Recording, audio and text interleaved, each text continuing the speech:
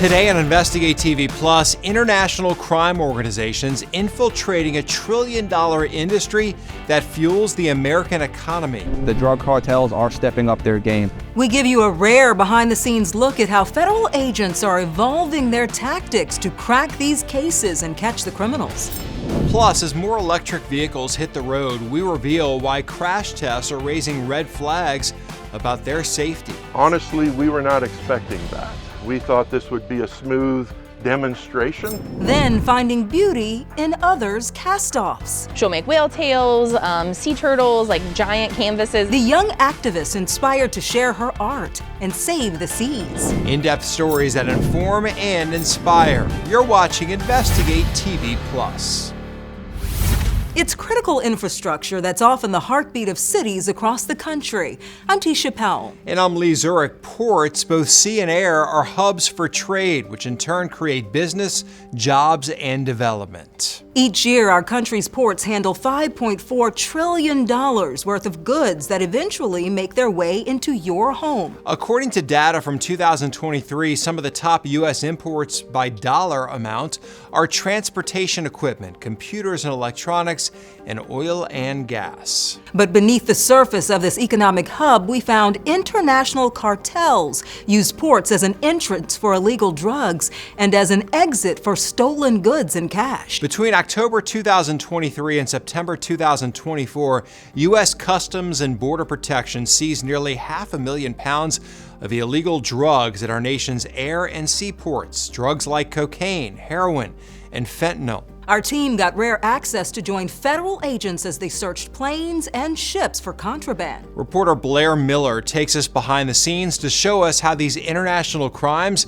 can have a devastating impact here at home. We had plans, and this just isn't okay.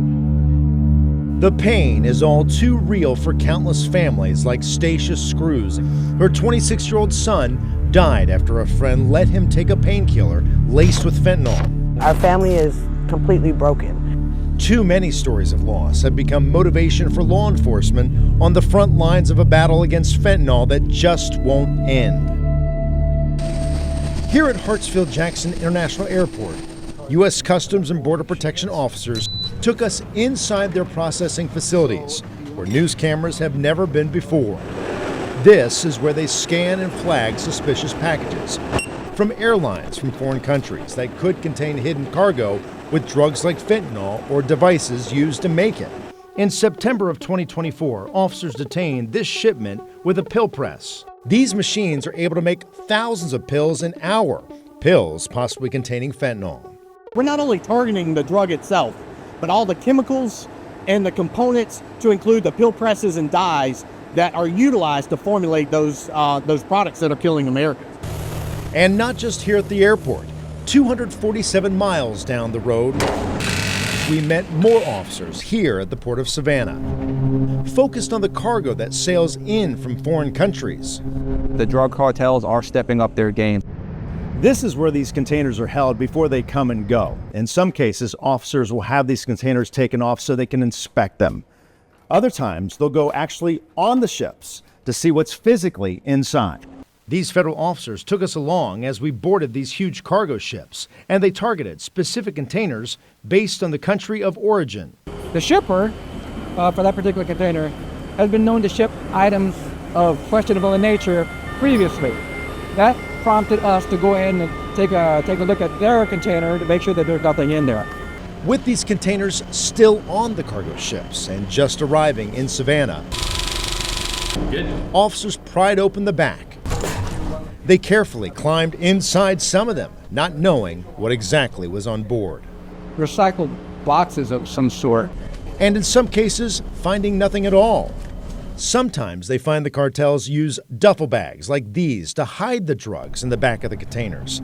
How much? U.S. Customs and Border Protection gave us data that shows for the last year, through the month of August, they've seized more than 19,000 pounds of fentanyl at U.S. ports. That's more than ever before. Drugs, precursors of drugs, equipment to make drugs, pill presses, things like that. To me, it feels like we're doing our part. We're making a difference. While fentanyl is a major focus for these officers, it's not the top drug seized. That belongs to marijuana, followed by cocaine. As federal agents comb containers for illegal drugs, they're also looking for stolen items, primarily vehicles, before they leave the country. During fiscal year 2024, U.S. Customs and Border Patrol agents intercepted more than 1,200 stolen cars from being shipped overseas. And not just any type of car, international criminals are after high-value luxury vehicles, from Bentleys to Ferraris. Reporter Blair Miller found these types of crimes typically fund terrorism. We get an up-close look at the efforts to uncover a multi-million-dollar operation. This is how we usually see the Port of Savannah, fueling our economy with hundreds of thousands of these giant metal containers, loaded and unloaded from these huge cargo ships every month. Inside, everything from consumer electronics to food. But what you don't see here is what agents with U.S. Customs and Border Protection showed our team. We've been finding very high-end vehicles, Rolls-Royce, Bentley, Ferrari. And not just a few. Officers took us inside this warehouse. Just a few months ago, this looked like a luxury car warehouse. Here we found one high-end car after the next. Officers told us these cars are stolen, some from Atlanta's airport, and brought here to the Port of Savannah in an attempt to ship them overseas. Now our officers kind of have to look at these cars, look for fake bins. They showed us how it's happening. This container was about to be loaded onto a ship to head overseas. This is what officers found when they inspected it. A brand new Lamborghini. All right, pop the hood. But officers noticed the vehicle's identification number had been cut out of the vehicle. The first thing we look for is the VIN numbers to see if there's an NCIC or if it's listed as stolen somewhere. And it turned out it was listed as stolen from a car dealership in Miami. A second car, a stolen Bentley, valued at $300,000, was also inside. Is that just a criminal ring that's doing that and just to make money? Is that all it is, or something more play? It is more at play. So these are typically, we're able to build out through our intel team that there's a network here. So one or two people might be linked to 20, 30, 40 cars, a few $1 million. So that is not a small ring. And typically that money is going overseas as a trade-based money laundering. And in some cases, the cases are being taken by the FBI because they are funding terrorism. According to U.S. Customs and Border Protection, the cars are being shipped to countries including Ghana, Libya, Jordan, Turkey, and the United Arab Emirates. It looks like a stolen car going outbound, so typically you're saying, why do you care? It's leaving the country. It's because that money is leaving the country and it's funding something much worse. Between October 2023 and April 2024, agents in Savannah and Charleston, South Carolina, seized more than $1 million worth of vehicles. We found they can come from as far as Michigan, Missouri, and New Hampshire. As for the people behind all of this, U.S. Customs and Border Patrol agents tell us they are very hard to track down, and it's a job for the FBI.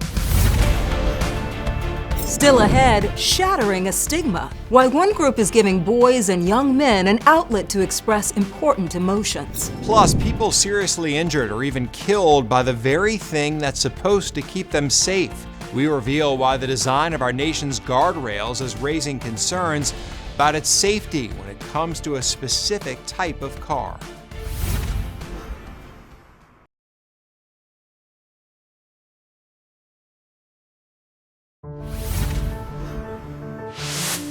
Tens of thousands of miles of guardrails line our country's road system. Yeah, they're meant to protect drivers, but as investigative reporter Kristen Crowley found, they can also be killers.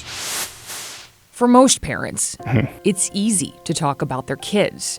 Well, he was a good-looking kid. He was a pretty good athlete, and he was very smart. But most parents haven't lost their child. Just full of life. Like Joey Beck did. Why did it have to be him? I would rather it been me. Joey Beck's son, Seth, died in 2019 after crashing into a guardrail on a stretch of highway in Missouri. Crash scene photos from investigators show the mangled steel lying in the road, Seth's car unrecognizable. The top of the car was ripped right on the welds, like a can opener. So From the guardrail? from the guardrail, went straight through all the way out his car. Attorney Ken Emison has handled more than a dozen guardrail injury and death cases. Emison says these cases span across the country, where guardrails have speared vehicles, causing serious injuries like leg amputations, or worse, killing people. And in many of those cases, he says the guardrails were installed improperly. People can't understand how the smallest error in assembling an end terminal and guardrail could result in a death. When they're installed properly, studies show guardrails can help reduce injuries and crashes. We want to go in depth on a study about their safety when it comes to a vehicle growing in popularity. Millions of electric vehicles are on the road, but there's new evidence showing safety concerns when it comes to guardrail collisions, even when the guardrails are installed properly. Reporter Angie Riccono shows us the crash test video that surprised researchers. Were you expecting this? For this particular case, I would have to be honest and say we weren't expecting this. In Lincoln, Nebraska, they are crashing electric vehicles, or EVs, plowing Teslas and Rivians into concrete structures and guardrails. How important is this research? Is very critical to all of you, the motorists, my family, my colleagues. We do this work to save lives and reduce injuries. The average sedan weighs around 3,750 pounds, but Teslas weigh more. It depends on the model. A Rivian is even heavier. Almost any EV is significantly heavier because of the batteries. Crashed EVs reveal a simple fact. Safety structures on highways and streets weren't designed with these heavier vehicles in mind. Safety structures fail. We need to catch up so that we can continue to protect all of you, the motorists, as you commute every day. Take portable concrete barriers used to protect workers. Watch what happened with a Rivian. Everybody in this car is going to be okay from your test, correct? Correct, because the vehicle was safely contained. But there is a concern. There is concerns in that our hardware that we design is not yet designed for this size of a vehicle. The concrete barrier slid. I'm more concerned about the workers. And then it goes airborne. Cecilia Batty is a Tesla owner. This is her second EV. It's fun to drive, smooth to drive, quiet like my other car was. So, I mean, it's a pretty great car. And I think I bought the second one they had. She took us for a test drive and points to all the safety features and cameras. Researchers recently tested a Tesla similar to hers with a common guardrail. We found that the structure and geometry of the front end allowed it to actually underride the guardrail system and penetrate under and through and then hit debris behind. I don't think I had that expectation. Yeah. The fact that there is a difference. Cecilia considers herself a safe driver, and overall, EVs do well in crash tests. This testing suggests they respond differently to safety systems designed with traditional sedans in mind. Take this crash. At first, researchers thought it performed well. Sensors revealed problems. The jolt for riders inside the car was way out of normal safety ranges. Were you expecting that, or is this another, you got to get out there, you got to do the test to see what happens? Honestly, we were not expecting that. We thought this would be a smooth demonstration. We didn't expect to see that. An additional problem is no one is keeping track of EVs and crashes with traditional guardrails and cement structures. The Midwest Roadside Safety Facility has only crashed 4 EVs with safety systems. But that's not statistically significant enough. We need more data to understand the difference at this point. All 4 crashes raised concerns about guardrails and safety systems when it comes to EVs. As for how you can report a faulty guardrail in your community, experts tell us it first depends on where you live. If it's on an interstate or state highway, report it to the state's Department of Transportation. Damaged guardrails on county roads should be reported to the respective county, and the same with municipalities. Still ahead, a little girl gives back in a big way. I don't think I'll ever stop doing this because it makes me like really, really happy to know that I'm giving back to the community. We show you how her effort to keep her community clean goes beyond picking up litter. Plus, redefining what it means to be a man. They don't necessarily want to identify or admit that they are struggling. We take you to a facility with a focus on helping boys and young men regulate emotions and develop relationships.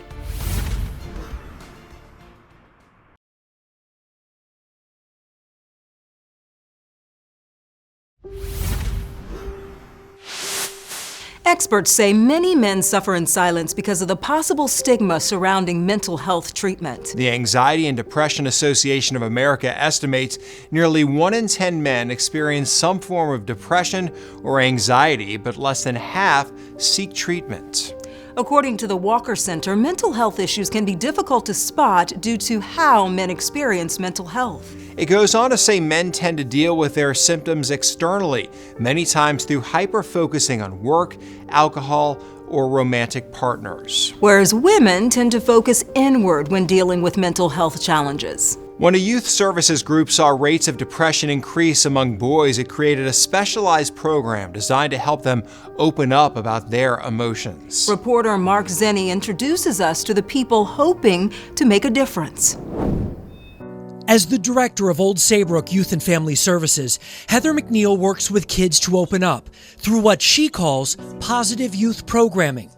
People are very comfortable here, and it's been in the community for a long time, so I think there's a lot of trust and confidence in the services that we provide. For the past few years, they've been developing a boys' council, specifically to help a group of students, often struggling in silence. We actually have. We've gotten more referrals from, I would say, grades 3 through 8 of young boys within the last 3 years specifically, usually around social emotional connection, relationship building skills, and anxiety and depression.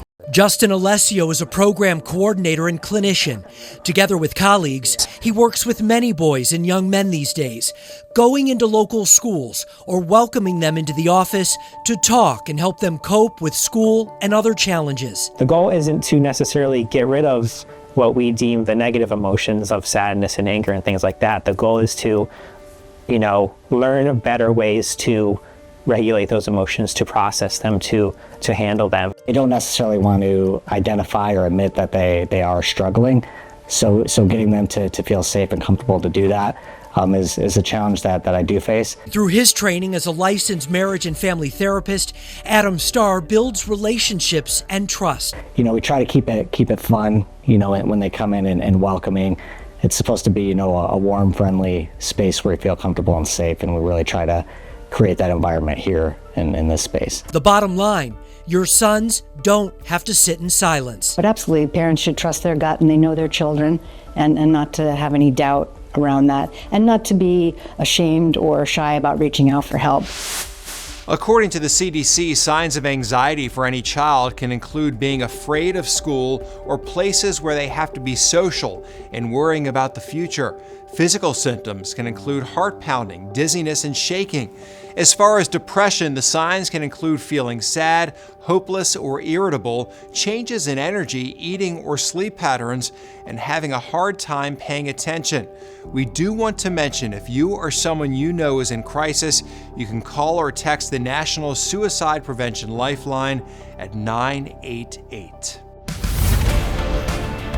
Still ahead, behind this busy beach is a little girl hard at work. We picked up a lot of bottle caps, a ton of cigarette butts. We reveal the waves she overcame to save sea life and the inspiration behind her mission.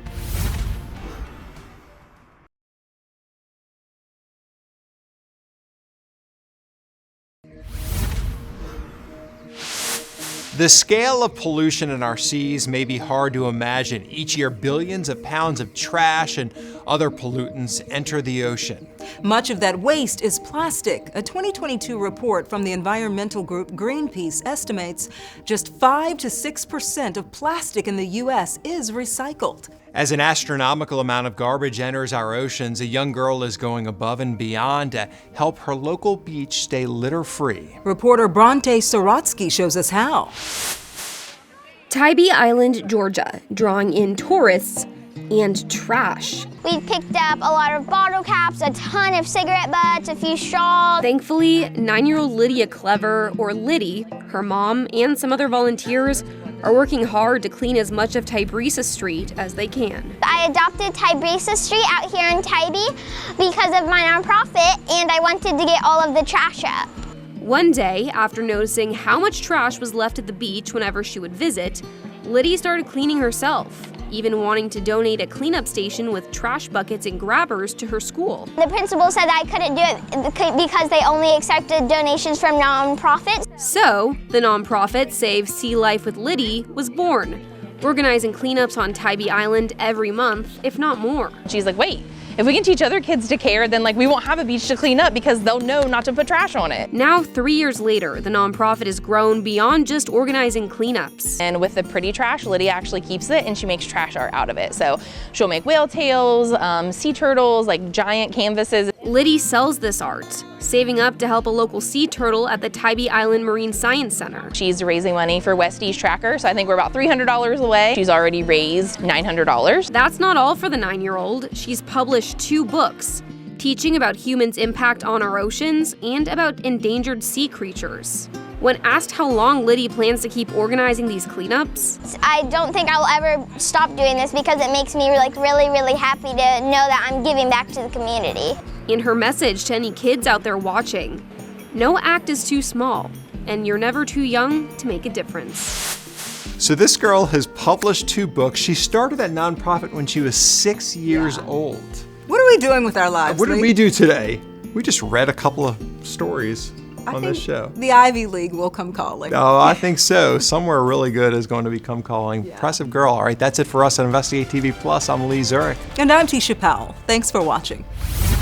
On the next Investigate TV Plus, the practice of moving the clock happens twice a year, but some argue it's time for a change. It's just a routine that doesn't need to happen. We take an in-depth look at the idea of permanent daylight saving and how doctors say it could affect your health.